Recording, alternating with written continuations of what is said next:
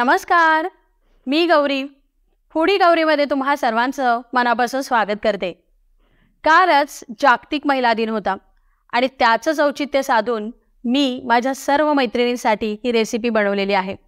रेसिपीचं नाव आहे cold cocoa. Cold cocoa हा कॅफेमध्ये सर्व केला जाणारा एक डिलिशियस चॉकलेट रिच मिल्कशेकचा प्रकार आहे. आणि असं म्हटलं जातं की डार्क चॉकलेट खाल्ल्यामुळे आपली स्ट्रेस लेवल कमी व्हायला मदत होते. तर या बिझी लाईफमधून जर तुम्हाला ब्रेक हवा असेल तर ही रेसिपी खास तुमच्यासाठी.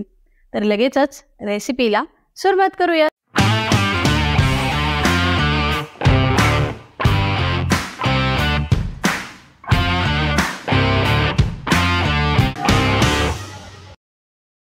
आज आपण कोल्ड कोको बनवणार आहोत. त्यासाठी इथे मी अर्धा लिटर दूध घेतलंय.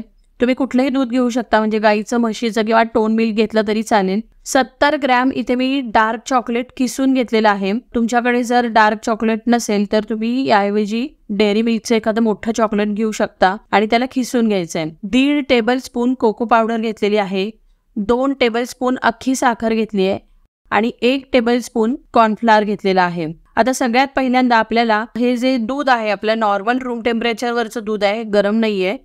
या दुधामधलं थोडंसं एक अर्धी वाटी दूध आपण एका बाउलमध्ये काढून घ्यायचं आहे आणि त्यामध्ये आता आपण हे जे कॉर्नफ्लॉवर आहे 1 टेबलस्पून ते घालायचं आहे आणि याला हलवून घ्यायचं आहे. यामध्येच आता आपल्याला 1.5 टेबलस्पून कोको पावडर घालायची आहे. इथे आपण अनस्वीटेंड कोको पावडरचा वापर केलेला आहे. आणि आता हे जे कोको पावडर आणि कॉर्नफ्लॉवर आणि दूध यांचं बॅटर आपल्याला बनवून घ्यायचं आहे. तर हे अगदी व्यवस्थित सगळं हलवून घ्यायचं आहे.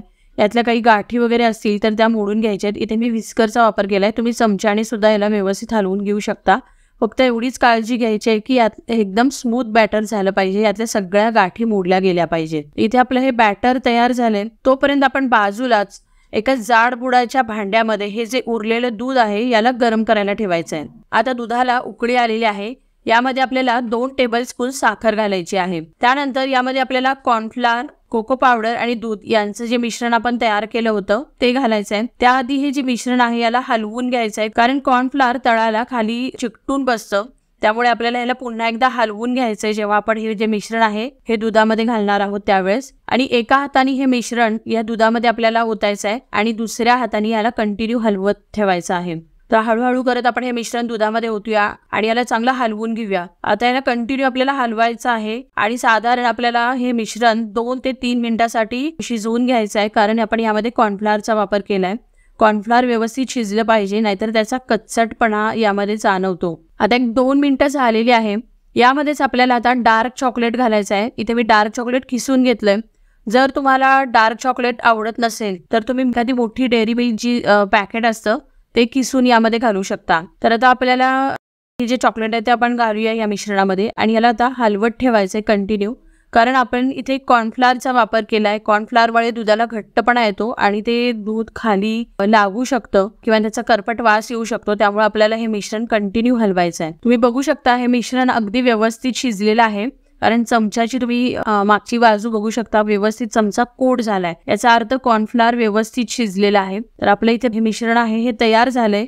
आता आपण गॅस बंद करायचा आहे. याला हलवायचं आहे कारण यावरती साय जमा होते. तर याला चांगलं हलवून घेऊयात आणि 10 मिनिटासाठी आपण हे मिश्रण असंच रूम टेम्परेचरवरती थंड करून घेऊयात. आता 10 मिनिटं झालेली आहेत. आपण हे जे मिश्रण आहे याला गाळून घ्यायचं आहे. खरं म्हणजे याला गाळण्याची गरज नाहीये, पण बऱ्याच वेळेला गाठी ज्या कॉर्नफ्लॉवरच्या किंवा चॉकलेटच्या काही गाठी असतील त्या राहू शकतात, म्हणून आपण एक काळजी म्हणून आपण इथे हे मिश्रण गाळून घ्यायचं आहे. आता आपलं हे मिश्रण गाळून झालंय. तुम्ही बघू शकता अगदी स्मूथ असं हे बॅटर तयार झालंय. हे मिश्रण आता आपल्याला रूम टेम्परेचरवरती थंड करून घ्यायचं आहे आणि त्यानंतर आपल्याला फ्रीजमध्ये एक 3 ते 4 तासांसाठी याला थंड होऊ द्यायचं आहे. तुम्ही याला फ्रीजरमध्ये सुद्धा 1 ते 2 तासासाठी ठेवू शकता. तर आता हे मिश्रण आपण फ्रीजमधून बाहेर काढलेलं आहे. याला आपल्याला मिक्सरमधून फिरवून घ्यायचं आहे, कारण जेव्हा आपण मिल्कशेक वगैरे पितो ना ते एकदम असे हलके किंवा असे फ्रोदी लागतात. त्यासाठी आपण याला मिक्सरमधून फिरवून घेऊया. इथे मी हँड मिक्सरचा वापर केलाय. आता आपण याला हँड मिक्सरनी फिरवून घेऊया. तुम्ही बघू शकता मिश्रण एकदम मस्त फेसाळ असं झालंय, हलकं झालेलं आहे. हे आपलं हे कोल्ड कोको तयार झालंय. याला आपण आता सर्व करूया. बाजारात बऱ्याच वेगवेगळ्या प्रकारचे स्टाईलचे ग्लास मिळतात. तुम्ही तुमच्या आवडीनुसार एखादा ग्लास असा मस्तपैकी सर्विंग साठी घेऊ शकता. आणि आता आपण हे जे कोल्ड कोको आहे याला सर्व करूया एका ग्लासमध्ये. इथे मी बेसिक चोको चिप्स आणि चॉकलेटचे डार्क चॉकलेटचा खिस यांचा वापर केलेला आहे. तुम्ही तुमच्या आवडीनुसार यामध्ये आणखीन काही गार्निशिंगसाठी तुम्हाला आवडत असेल याचा वापर करू शकता. ड्रायफ्रूटचा वापर करू शकता. तर आता आपण यावरती मस्तपैकी डार्क चॉकलेट घालूया किसलेलं. त्यानंतर चोको चिप्स घालायचे आहेत आणि वरती मस्तपैकी एक व्हॅनिला आईस्क्रीमचा स्कूप ठेवलेला आहे. त्यावरती थोडेसे चोको चिप्स आणि डार्क चॉकलेटचे खिसलेले जे डार्क चॉकलेट आहे ते थोडं स्प्रिंकल करूया. आपण यामध्ये आता स्ट्रॉ ठेवूया. बाजूला मी 2 कॅडबरी ठेवल्यात. आता आपलं हे चॉकलेटनी रिच असं कोल्ड कोको तयार झालेलं आहे. आहा, काय यम्मी आणि टेम्पटिंग असं हे कोल्ड कोको आपलं झालेलं आहे. कधी एकदा याला पील असं झालंय. तर तुम्ही सुद्धा हे कोल्ड कोको नक्की करून बघा आणि कसं झालंय हे मला कमेंटमध्ये नक्की सांगा.